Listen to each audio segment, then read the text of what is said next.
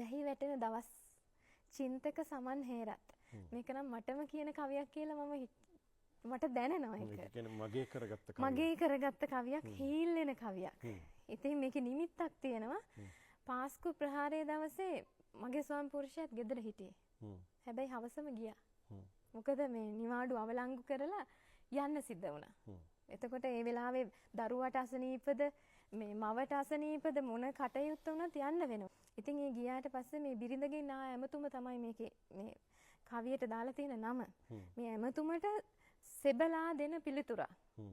තාම ගැහි බයෙන්ද චූටි නින්දට ගිහින්ද මෙහි මගතොට සාමකාමී එපා ඔය හැටි අඬන්න. ජනෙල් දොරගුළු දමන්න ජෙනී දොරකඩ බඳින්න. දැන් රට රකින්න යන රණවිරු වගේ ගෙදර රකින්නේ කවුද? අර තිරිසන් සත්ත්වයි. නිදා ගන්නට කලින් අම්මගේ ප්‍රෙෂර් පෙත්තත් පොවන්න.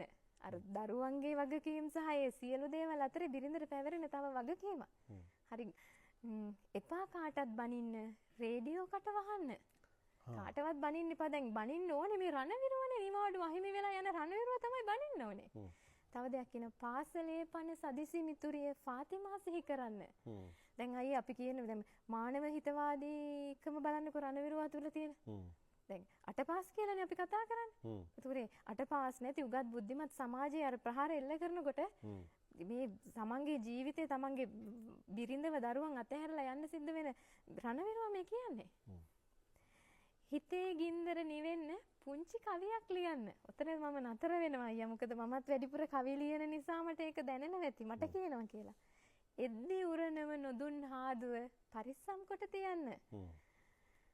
හීන් සීරුවේ හිතන්න. හැකිද නෑවිත් හිඳින්න.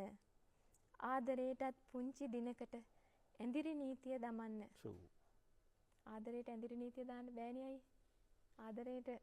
ආදරේ අපි කොච්චර හිර කරන්න හැදුවත් ඒක ගලාගෙන යනවා. ඉතින් මේ ආදරණීය රණවිරුවාගේ ඉල්ලීම